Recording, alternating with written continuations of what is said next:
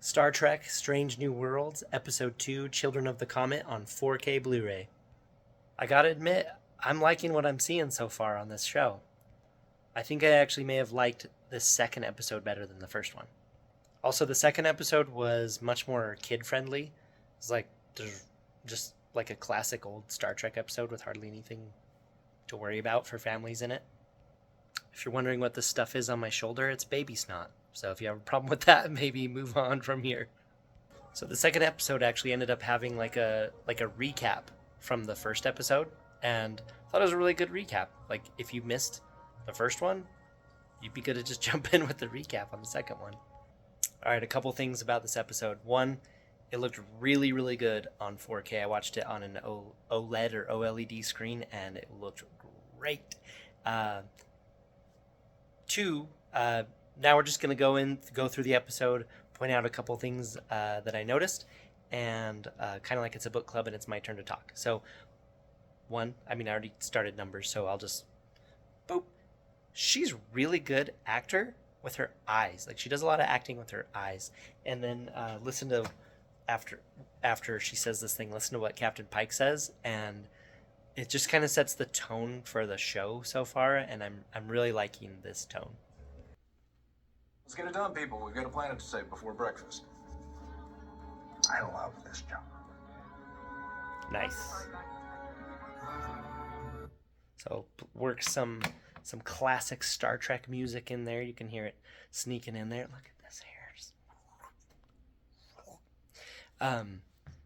Yeah, it's got great music. The tone is just like they acknowledge how awesome and absurd their job is. Like, hey, we got to save a planet before breakfast. And he's like, I love this. And it's just like, I love it too. I love watching you do this. So I'm really liking the tone of the show so far. I have no idea where it goes. I've only seen the first one and now this one. So, yeah. Oh, one more thing. So, this show, I don't know if it's still, like, if season one is still in its entirety for free on YouTube. But I will buy these on 4K Blu-ray because they look so good. So even if it's for free on YouTube, I will buy them if they're putting them out on 4K. Just so you know, Paramount. So there's some good crew banter and talk here. So Captain Pike knows Sam Kirk from the past, and it's fun to bring in Sam Kirk, brother to James T.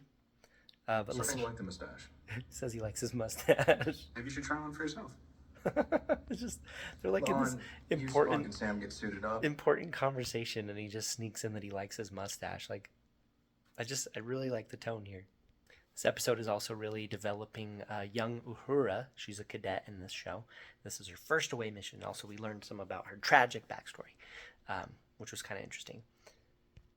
Oh, I wanted to say that I listened to the audio commentary on the disc for the first episode in the show, and it was really, really good. It was a great, like, casual but super informative listen, and I will definitely be listening to any commentaries going forward. It was very good. So if you haven't watched my review of the first episode of the show, then go check it out. It's a lot longer because I'm just reacting to like the whole thing. Like I stop and talk about Spock's hair and everything.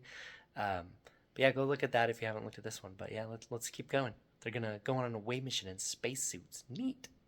There's also a running theme in this episode of does Uhura actually want to stay in Starfleet? Remember And so when we arrived? she's Gravity's acting a fraction of Earth's scared, normal.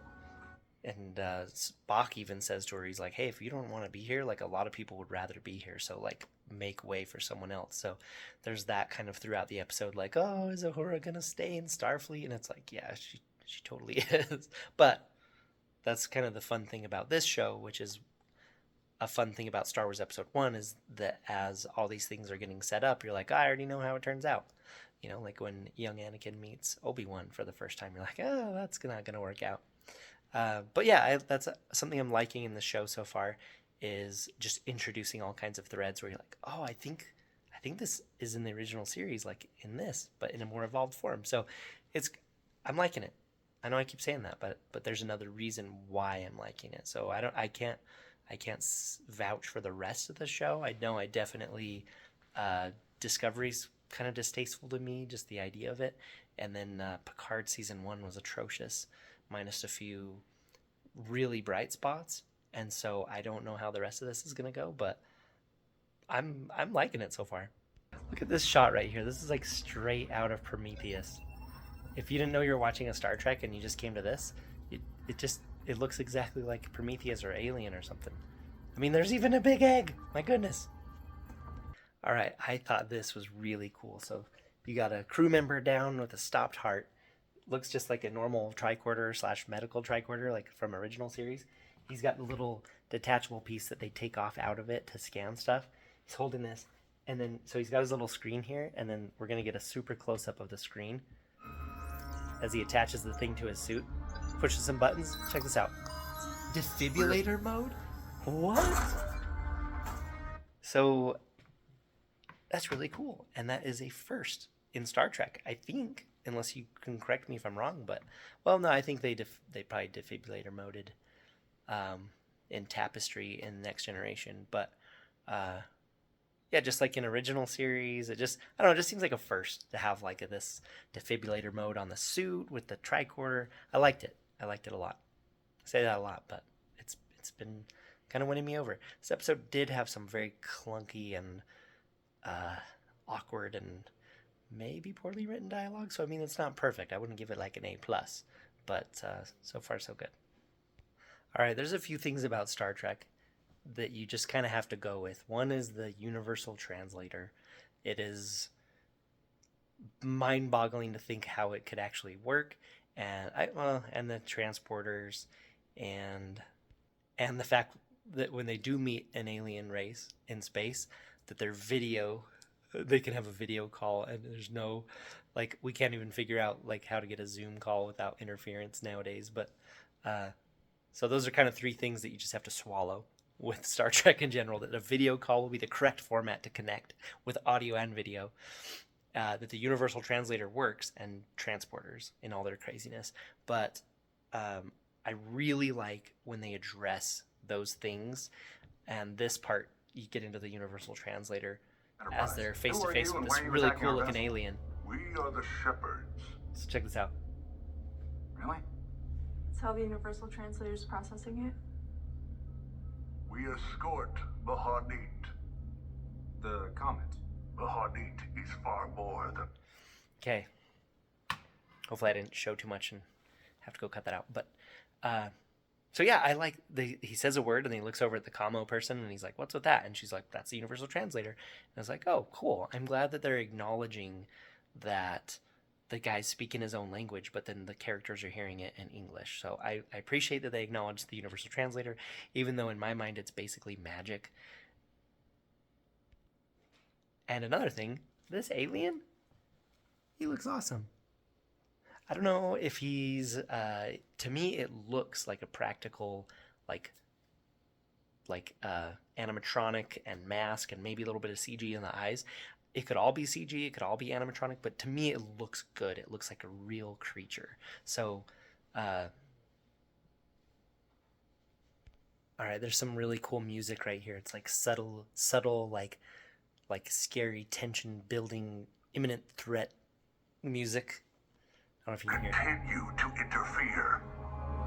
Well, technically... You were warned. Look, let's talk about this. Find some common ground. You hear that? Right there again? I think that went well.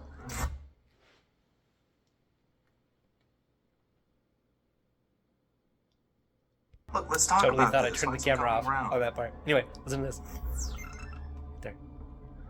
One more I time. think that went well. And then they get shot after the snarky remark from their person here. That's actually one criticism I read about this show, is that the crew, that they're not respectful in how they talk to each other and how they talk to Captain Pike. There's a little bit of snarkiness so far that I've detected on my sensors, but there's also, it just seems like a familiar kind of a relationship so far. Not as much disrespect. Like, it's like they can friendly jab at each other even though that they're not in the same like rank. That's not unrealistic to me. I've seen that in real life. All right, in my Star Trek, I like me some good walking around and talking and looking at things and wearing neat uniforms and beaming around and talking and wearing uniforms and beaming around and talking and stuff like that. But this shot right here is really, really cool. I do like me some spinning spaceships and shooting lasers and zippy zappies and zoomies. Look at this right here. This is really cool. I can't show off. Look at that shot. That's so cool.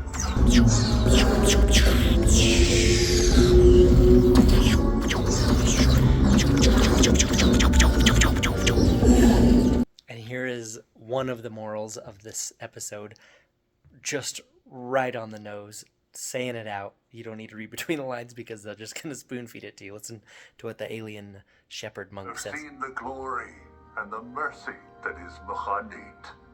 You're right.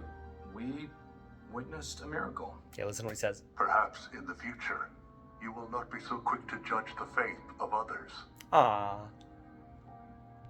what a good Star Trek-y moral.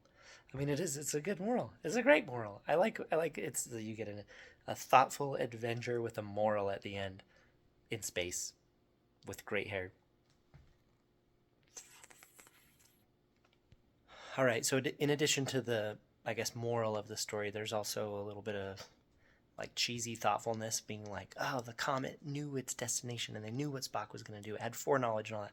And it gets a little harder to swallow, and that is a little cheesy, and it's like, okay, but I accept that you've given me something interesting to think about.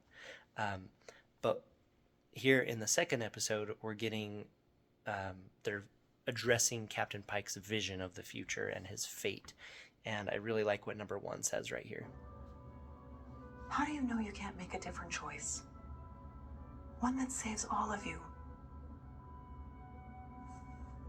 What if your fate is what you make it? Nice. I like that. But the show, they're really leaning into his little vision of the future. I don't know if they're going to do that every single episode, but it's sure making a cohesive thread through the show so far, even though I've only seen 2 episodes. So I like that. Now here's going to something that's just, it's a bit of a nitpick. So he then goes into the other room, well, after she leaves, he goes in there and gets on his little Starfleet computer, which I guess is connected to space internet, and maybe because he's in Starfleet, he has privileged information.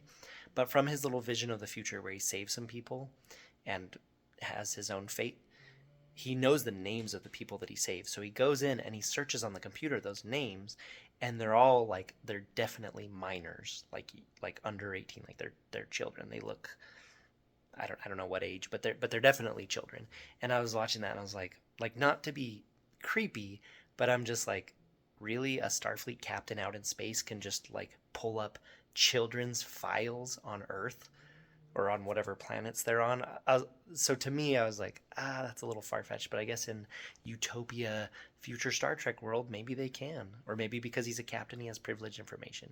So I was just a little skeptical on that part, but that's kind of a nitpick. So yeah, I like it so far. I like what I'm seeing. The 4K looks really, really, really good, and the sound design is great. So I really hope they release season 2 on 4K as well, so I can buy that. Even if they release it for free, I'll still buy it. But I'm enjoying the show, so thanks for watching. Watch my other review of the first episode if you haven't yet, and I've reviewed the entire season 1 of Star Trek The Next Generation if you want to go look at that as well.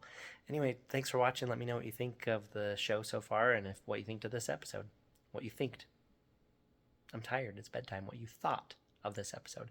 Anyway, thanks for watching. We'll see you on the next one. Bye.